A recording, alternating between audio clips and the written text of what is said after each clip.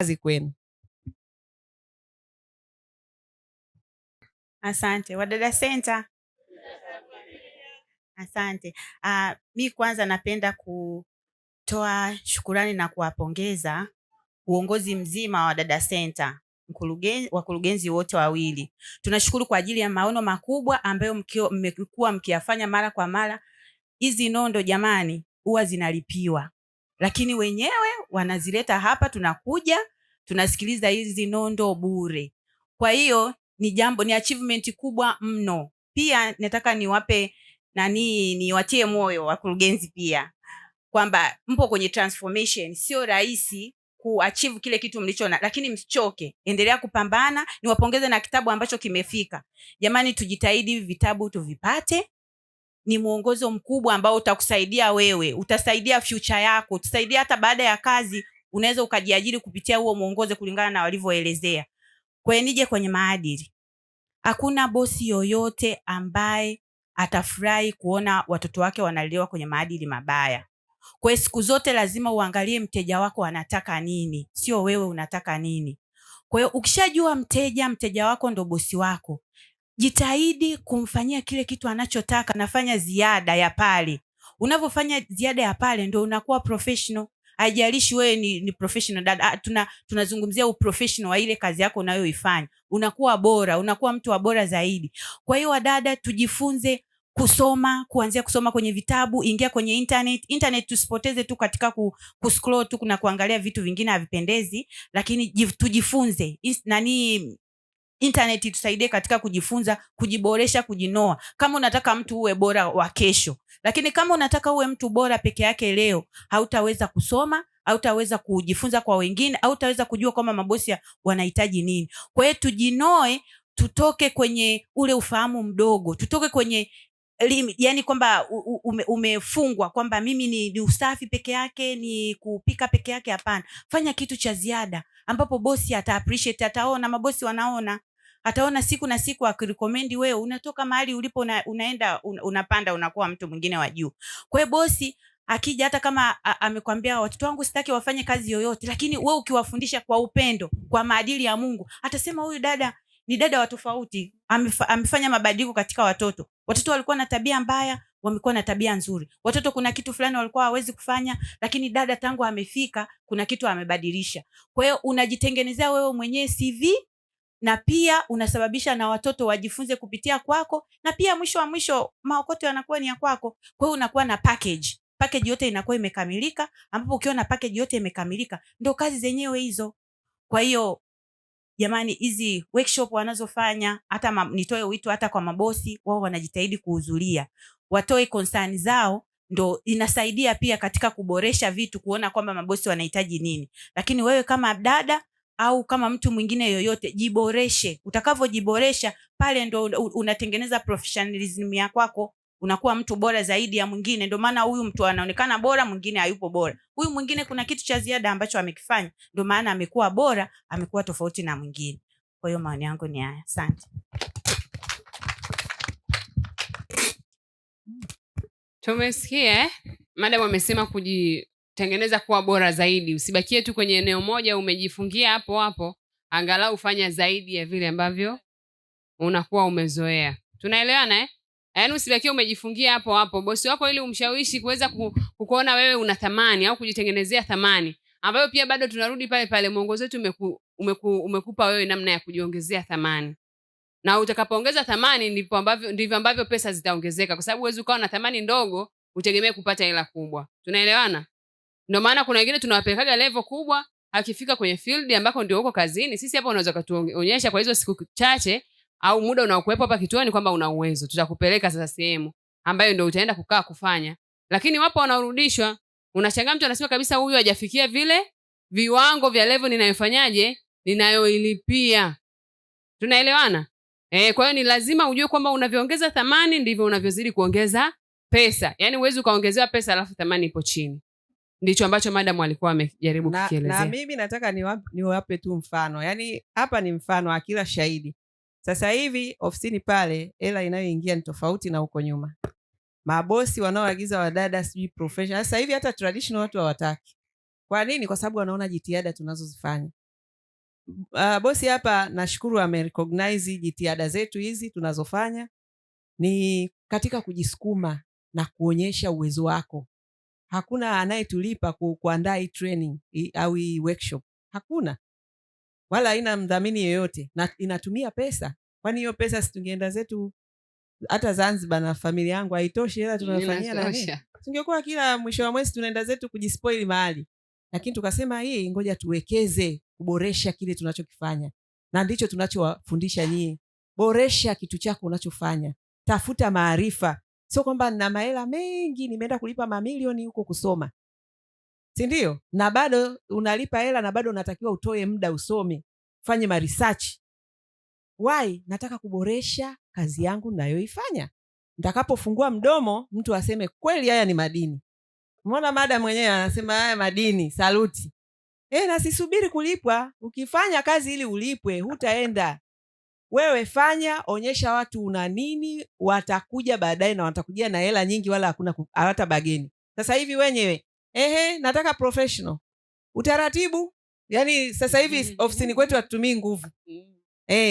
Nataka professional dada. Yani yeye mwenyewe kashajua, kashatufuatilia, kashatusikiliza. Sio atufanye bure anyway. Pia tunatangaza vipaji ambavyo Mungu ameweka ndani yetu. Nini tunachoweza kufanya? Kwa hiyo unapoenda kwa bosi wako ukafanya ziada, unatangaza ujuzi wako, unauza kile ambacho unacho. Hata kama yeye hataweza, lakini kwake hautakaa milele. Kwa sisi tunaofanya kazi kwa mwaka, utakapoondoka vile tu atakavyokusikitikia, sisi itatupa kwamba huyu ni wa level zingine, ni wa viwango vingine. Kwa hiyo sehemu nyingine utalipwa zaidi, lakini usipojiongeza ndio hivyo, utakuwa kila siku unazunguka hapo hapo, utapiga hatua yoyote.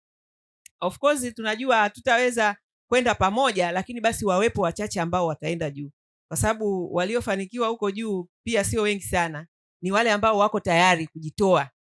Kama hivyo utafute mwongozo usome. Ukiingia kwenye mtandao uache kwenda kutafuta vichekesho, uende ukasikilize video ya Wadada Center ya dakika 20 yenye mafundisho. Badala ya kuscroll unatafuta kitu cha sekunde 2-3 cha kukuchekesha siku nzima na umemaliza na bando. Huo ni upumbavu.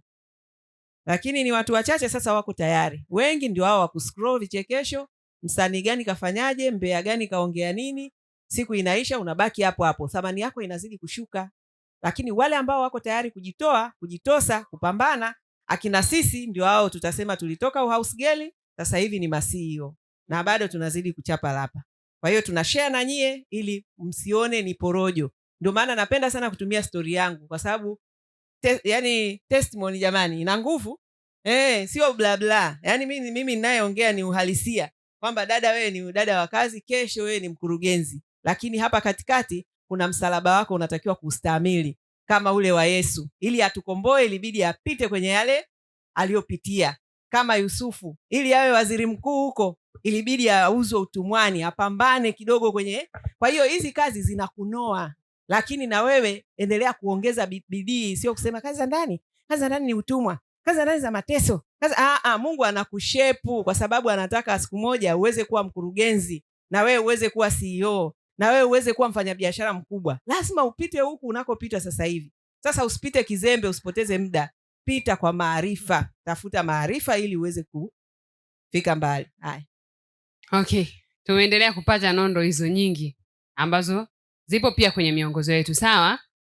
Tuna mifano pia. Huo ni mfano mkubwa sana wa madam ambaye ni role model yetu, aliyeitengeneza hii taasisi kutoka kwenye hiyo idea yake au mawazo yake au mitazamo yake anayowaona wanawake wakifika mbali, wanawake wenye ndoto zao wanaohitaji kusimama kwenye uchumi, ndio akaamua kuanzisha huu mradi mpaka leo umefika hapa ulikofika.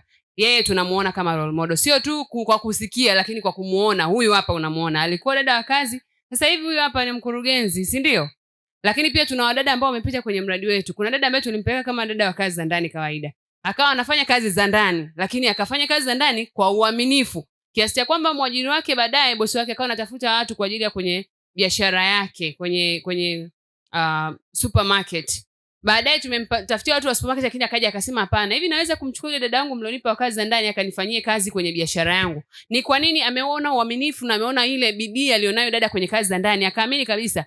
Hajataka kujua elimu yake, hajataka kujua sijui nini, ni amevutiwa tu na uaminifu na bidii ya yule dada na nidhamu yake kwenye hizo kazi za ndani, akasema huyu nataka hii attitude yake, hii bidii ndio naitaka, ataenda kufanya vizuri pia kwenye biashara zake. Na tumempa watu ambao wamesoma, ila juzi nachukua feedback, bado yule ambaye alitoka kwenye kazi za ndani ndo anaifanya vizuri zaidi kwenye biashara aliyopelekwa. Kwa hiyo unaweza ukaona unapokuwa mwaminifu kwenye kitu fulani, hata kama ni kidogo au kinachodharauliwa, Mungu hapo anakutoa. Na tukiangalia mifano ya kwenye Biblia, jamani, leo tunaongelea issue inayohusiana na hofu ya Mungu. Tukiangalia mifano ya kwenye Biblia, Mungu alikuwa anapenda sana kutumia vitu dhaifu kuonyesha ukuu wake. Ni kwa nini? Alijua akitumia vitu vikubwa hamwezi mkamwamini pengine, au mkachukulia labda huo uwezo ni wa huyo mtu au vinginevyo. Ndio maana tunaona kina Suleiman, tunaona yani watu ambao walikuwa wametokea, kina Daudi wakiwa wadogo kabisa, yani kiasi cha kwamba baba yake anawaonyesha vijana wake wote, anaulizwa kwani hamna kijana mwingine, anasema yupo lakini ni kadogo tu kako machungani. Yani ni mtu ambaye ameonyeshwa kuwa dhaifu,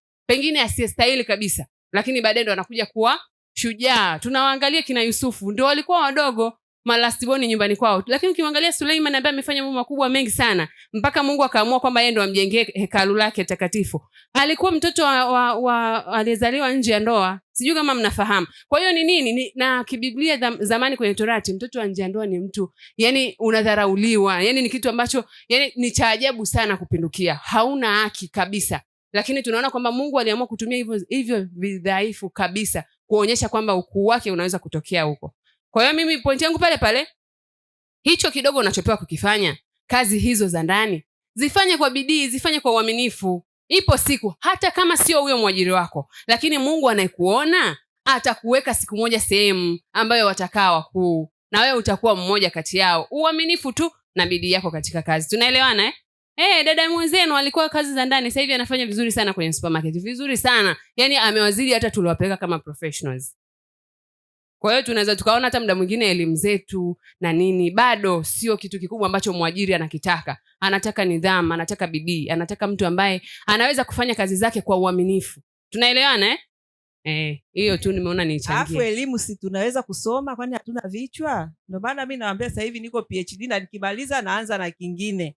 Kwa sababu wanapenda kudharau wadada wa kazi hawajafanyaje? Hawajasoma. Sasa kwanza nimeenda kusoma kitu kikubwa kuliko vyote. Kwanza neno la Mungu. Kuna kitu kinapita neno la Mungu? Yeye mwenyewe anasema neno lake liko juu sana kuliko nchi na mbingu. Kwa hiyo nikishakaa pale mbinguni pale, alafu nakuja sasa kwenye hivi vitu vyao, si sheria, si nini wenyewe. Lakini wakati huo tunasuluhisha matatizo ya jamii. Sasa hivi matatizo ya jamii ni mmomonyoko mkubwa sana wa maadili, na hakuna maadili mazuri ambayo yako nje ya neno la Mungu. Hayapo. Either uwe unafuata msaafu wa neno la Mungu, si ndio? Au unafuata Biblia. Lakini pale ndipo tunapojenga maadili chanya na kuchukia uovu. Kwa hiyo ukiweza hapo, na hicho ndio kinawaangusha wadada wengi wanaopita hapa, wanaolalamikiwa sana ni kwenye eneo la maadili na maovu. Umeenda tu mara unaanza kumtega mme wa mtu. Nini? Si usubiri Mungu atakupa mme wako, kwa sababu una hofu ya Mungu, una maadili chanya. Ndio maana unaenda na mambo ya kishetani. Kwa hiyo sisi hapa Wadada Center ndio taasisi namba 1 Tanzania nzima itakuwa inawaandaa wadada ambao wana maadili chanya na wana hofu ya Mungu kwa ajili ya kwenda kushiriki kwenye malezi ya familia zao. Nisingeweza kufanya hiyo kazi nisiposoma. Kwa hiyo wewe usirizike tu kuambiwa hawajasoma. Si usome. Na sasa hivi shule imekuwa elimu ni rahisi. Elimu ni rahisi, ndio maana nasema hata smartphone yako itumie vizuri.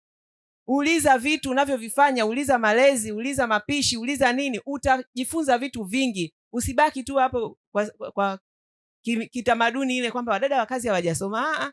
Mimi sasa hivi mtu aniletee huo ujinga. Sasa hivi mimi mwezi wa 11 naitwa Dr. Joyce. Haya.